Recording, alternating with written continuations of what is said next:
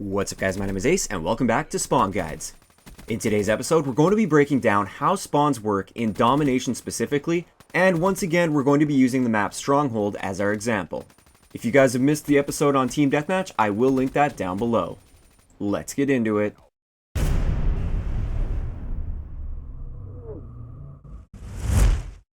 Alright guys, so first let's cover the general spawn behavior in Domination. So the spawns actually behave very similar to Team Deathmatch, but there's one key factor that's added in, and that is spawns are generally anchored towards flags. So you're going to have A spawns and C spawns, and some maps will have B spawns as well, but once you get to the more linear maps, which Stronghold is considered a linear map, and actually a lot of the maps in the game, oftentimes you don't really have any spawns that are specifically attached to the B flag. There's really only going to be A and C spawns. So what does this attachment to the flags mean? Well, if you hold A for instance, the game wants to spawn you at an A spawn if possible, and if the enemy team is not putting too much pressure on those A spawns. And each map has a certain threshold that you can really push before the spawns tend to flip on a particular map. And we will be going over those specific thresholds for each one of the maps as we go through this series. But let's just say you only hold the A flag, the game really wants to spawn you at an A flag, and it's not likely to flip you to the C flag unless there is just too much pressure put on the A flag, or until you push around and flank towards the C flag and you start capturing that C flag. Another thing that I noticed while analyzing the spawns in this game is the second that you touch an enemy's flag, their spawn no longer becomes anchored to that flag. It's essentially treated as a neutral flag. So it doesn't mean that they can't spawn at those spawns still. It just means that they aren't really anchored there anymore, and it's very likely that it'll force a spawn flip the second that you touch that flag. Whereas if you were to stand right next to the flag and not touch it, they are still anchored to that flag, and they will still keep spawning at those spawns, assuming there is still a safe spawn where your teammates don't have a direct line of sight on one of those spawns. So just keep that in mind if you are trying to put pressure on the enemy spawn, but you're still trying to keep them kind of trapped back in their spawns and you don't want to force a spawn flip, don't touch their flag. The second you touch it, that anchoring seems to go away, even if you don't capture it all the way. So aside from this anchoring, it really behaves the same as Team Deathmatch. If you have a direct line of sight on a spawn, 99% of the time an enemy will not spawn at that particular spawn. Also, proximity does play a role. If you are too close to a spawn, it's not likely that an enemy will spawn at that spawn, but then again, it does happen. So now, let's have a look at the spawn map on the map Stronghold. So as you can see, a lot of these spawn points are identical to the Team Deathmatch spawn points on Stronghold, and that's going to happen with a lot of the game modes. They do share particular spawn areas, but some spawn points are a little bit different. Also, remember, these are the spawns that are going to happen most of the time. There are other spawns that can potentially happen. It's just these are the ones that happen most of the time, and therefore these are the ones we're going to be focusing on mainly. Also, there are a lot of spawns. Just like with the Team Deathmatch episode, there's lots of spawns that are really close to each other and everything. And therefore, just to simplify things, as far as spawn prediction goes in-game, I like to look at it more like this. I cluster some of the spawns together, and I can just tell the general area that they're spawning in because I don't need to know the exact square foot that they're spawning on. So as you can see, I have them color-coded to the flag. So the green spawns, those are the A spawns on this map. If you hold the A flag, these are the spawns the game wants to spawn you at, assuming they are safe and assuming enemies have not put too much pressure on them. On the other end of that, we have the yellow spawns that are specifically attached to the C flag. And like I mentioned, there aren't any B-specific spawns on the map Stronghold. If you only hold the B flag, it's going to spawn you wherever is safest at either the A spawns or the C spawns. And it will also often anchor towards teammates, assuming there are safe spawns that are near where your teammates are going to be. Now, I mentioned a little bit earlier that each map and each spawn basically has a threshold that once you cross that threshold, it becomes a whole lot more likely that the spawn is going to flip, even if you don't touch the enemy's flag. So let's have a look at the A spawn threshold on Stronghold. So let's just say you hold C and B and your enemies are kind of trapped in towards the A flag.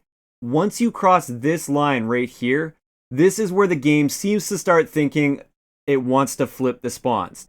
Now, I want to be very clear, this is a very general rule of thumb. It doesn't necessarily mean if you cross this line right here, the spawns instantly flip. Not by any means. It's still very likely the enemies will still want to spawn at those A spawns. It just means once you cross this threshold, it seems like you start putting a lot of pressure on those spawns, And if there's a really safe C spawn available where you don't have any teammates near it, it will likely force a spawn flip even if you don't touch the A flag. Also, this is just a line that I kind of made up based on my examination of the spawns. I spent a lot of time just watching spawns and how they work on this map, and this seemed to be the point where if you cross this, it's likely to force a spawn flip, assuming there's a safe C spawn for the enemy team to flip to. So this spawn flip and this threshold, it's really dependent on where your teammates are going to be. If you're the team that holds C and B, and you're the only one that's really pushed up on the map towards the A flag, then it's a lot less likely that they'll be able to flip to a C spawn because you'll have teammates that are back by those C spawns, therefore blocking those spawns off.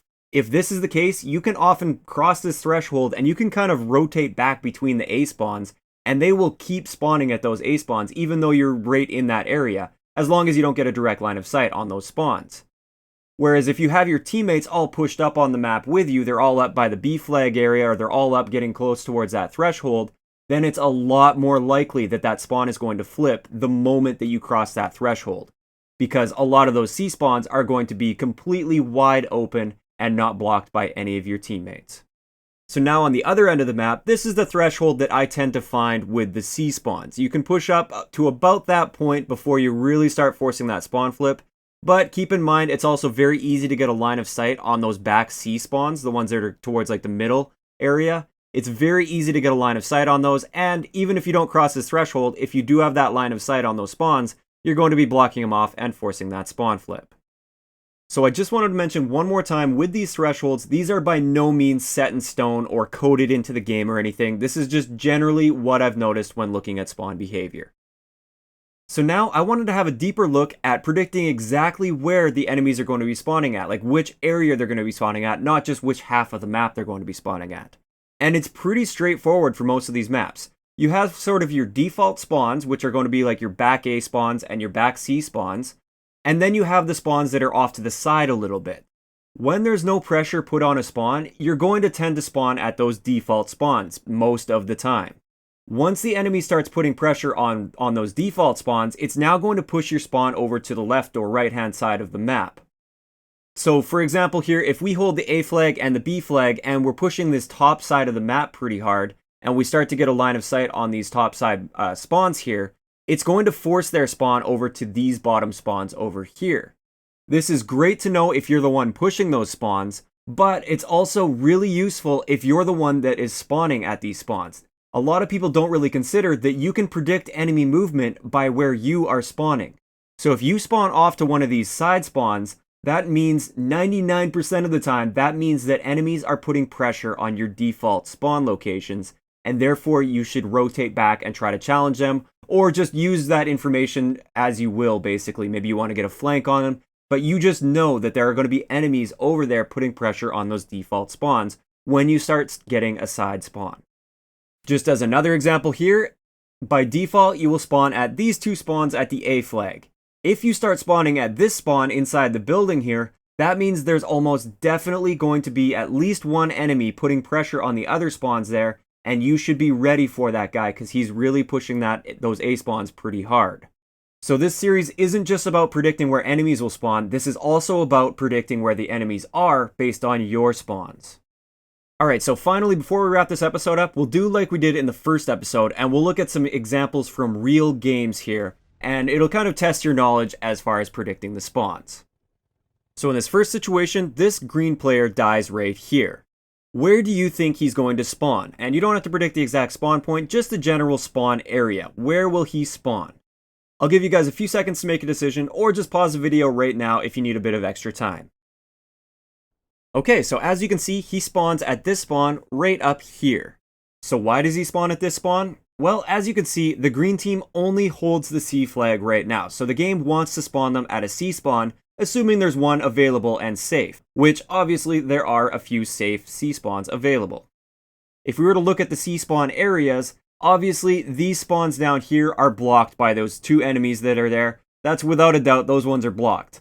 Now the default C spawns, the one at the back C area, that's not technically blocked by a direct line of sight by those enemies, but they are putting pressure on those back spawns, and therefore it was safer for the game to spawn him right where he spawned. This demonstrates that principle that I was just talking about. If you were somebody that spawned in this situation right here, assuming that you didn't know that those enemies were pushing the bottom side, which this guy obviously does because they killed him, let's just assume he died somewhere else on the map and he had no idea those enemies were there. If he spawns here and he has proper spawn knowledge, he will know that there are enemies putting pressure on those back C spawns and he'll be able to react accordingly. On the other end of that, if you're one of those two red dots towards the bottom that just got that kill and they're pushing towards the C flag, if you kill that guy, you should be able to tell that he's going to spawn where he did because it's a safe area for him and they only hold the C flag. And you can use this information to your advantage as well. So this really goes both ways, and I definitely wanted to point that out in this particular situation. So in this final situation that I want to look at for this episode, the two red players here have actually pushed right onto the C flag and they got a kill on one of these green players.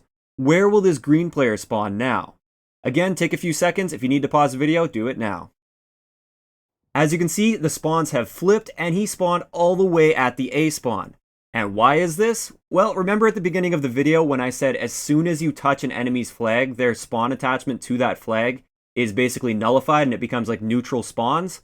Well, that's what we're seeing right here. Now, it's not that it would have been impossible for him to spawn at one of those C spawns. It was just that this A spawn was the safest possible spawn for him to spawn at right now, and that's why he spawned there. I really wanted to show this example because a lot of people seem to think that you will continue spawning at the C spawn in this scenario until that C flag is actually captured by the enemy, and this is not true. This did hold true for Ghosts as well as Advanced Warfare. You would continue spawning at a spawn until your flag was actually neutralized or captured by the enemy team. As long as it was still considered your flag, you would still spawn there. That's not the case with Black Ops 3. As soon as you start capturing that flag, that spawn attachment basically goes away and those spawns become neutral. Had these two red players not actually been on the C flag, but they were still standing right around that area, if they were standing right next to the C flag, it's very likely that this player would have spawned at one of the safe C spawns. But since they were touching it, it forced that spawn flip. So there we have it. That's how the spawns generally behave in Domination. There's a few little subtleties that I brought with this video that I hope you guys were able to pick up on that you didn't know about before. Let me know in the comment section below which one of the game modes you'd like me to cover next. I'll likely still cover it on Stronghold. My plan is to cover like all of the different game modes on one map, which is Stronghold. And then the future episodes will be just one map at a time covering all of the game modes for that map. But I really want to go into a lot of detail with each individual game mode first. If you enjoyed the video, a like rating is always appreciated, and don't forget to subscribe for more if you haven't already. I'll talk to you guys next time.